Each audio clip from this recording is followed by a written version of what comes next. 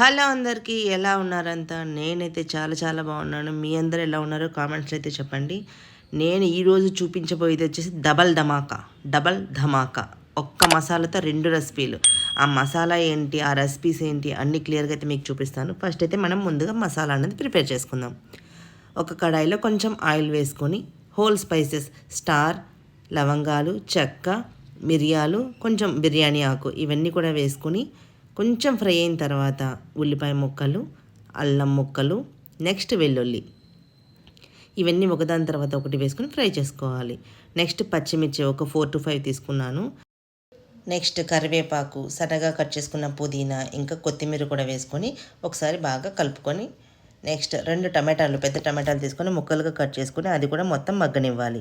అంతా ఫ్రై అయిన తర్వాత చల్లారనివ్వాలి. అంతకంటే ముందే ఒక 2 గ్లాసుల రైస్ని నీట్గా వాష్ చేసుకొని 3 గ్లాసెస్ ఆఫ్ వాటర్ వేసి నానబెట్టి పక్కన పెట్టుకోవాలి.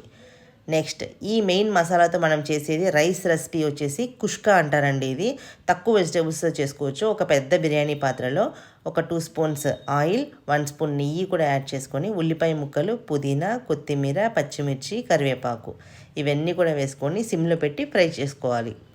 మనము ముందుగా ఫ్రై చేసిన ఇంగ్రీడియంట్స్ ఉన్నాయి కదా, దాంట్లోకి ఒక కప్పు పెరుగు యాడ్ చేసుకొని అది మిక్సీకి వేసి మెత్తగా పేస్ట్ చేసుకోవాలి. మన బిర్యానీకి తయారు చేసుకుంటాం కదా, ఇందులోనే కొంచెం కసూరి మేతి వేసుకొని కాస్త ఫ్రై అయిన తర్వాత మనం తయారు చేసుకున్న పేస్ట్ ఏదైతే ఉందో అందులో హాఫ్ అమౌంట్ ఇక్కడ యాడ్ చేసుకుంటున్నాను. నెక్స్ట్ సాల్ట్, క్యాప్సికమ్ లేదా మీ దగ్గర బఠానీ ఉంటే ఫ్రోజన్ బఠానీ అయితే ఈ స్టేజ్లోనే యాడ్ చేసుకోవచ్చు. ఒక్కసారి బాగా ఫ్రై చేసుకొని అందులో మనం నానబెట్టుకున్న రైస్ ఏదైతే ఉందో అది కూడా యాడ్ చేసుకొని 3 గ్లాసెస్ ఆఫ్ వాటర్ వేసి ఒక హాఫ్ గ్లాస్ వచ్చి మిల్క్ యాడ్ చేసుకున్నాను. చూస్తున్నారు కదా, ఇలాగ మొత్తం అంతా అయిన తర్వాత హాఫ్ టేబుల్ స్పూన్ ధనియా పౌడర్ కూడా వేసుకొని మూత పెట్టి మీడియం ఫ్లేమ్లో కాసేపు మరగనివ్వాలి. ఈలోగా మనం కర్రీ అనేది ప్రిపేర్ చేసుకుందాం. మనం ఇందాక ఏవైతే ఇంగ్రీడియంట్స్ ఫ్రై చేసామో అదే కడాయిలో కొంచెం ఆయిల్ వేసుకొని మనం మిగిలిన మసాలా అంతటిని కూడా అందులో ట్రాన్స్ఫర్ చేసుకొని అందులో తందూరి మసాలా, ఆమ్చూర్ పౌడర్, ధనియా పౌడర్, జీరా పౌడర్, గరం మసాలా ఇవన్నీ కూడా ఒకదాని తర్వాత ఒకటి యాడ్ చేసుకొని బాగా కలుపుకొని ఫ్రై చేసుకోవాలి. చూస్తున్నారు కదా, ఇలాగ ఒకదాని తర్వాత ఒకటి యాడ్ చేసుకోవాలన్నమాట.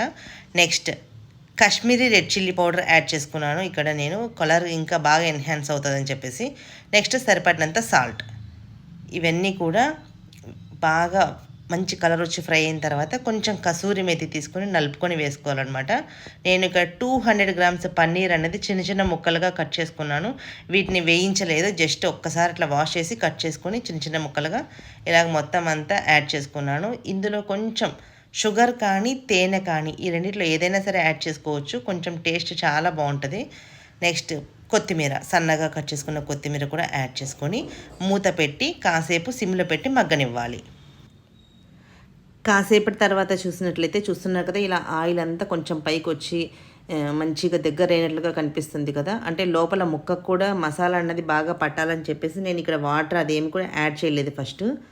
ఈ స్టేజ్లో మనం ఒక హాఫ్ గ్లాస్ మిల్క్ కానీ లేదంటే క్రీమ్, ఫ్రెష్ క్రీమ్ ఉంటుంది కదా, అదైనా సరే యాడ్ చేసుకొని మీరు సరిపడినంత గ్రేవీకి సరిపడే వాటర్ కూడా యాడ్ చేసుకొని సాల్ట్ అది చెక్ చేసుకొని నెక్స్ట్ మనం ఇంట్లో చేసిన బటర్ కానీ లేదంటే మీరు బటర్ ప్యాకెట్స్ ఉంటాయి కదా, అదైనా సరే యాడ్ చేసుకుంటే టేస్ట్ ఇంకా సూపర్ ఉంటుంది.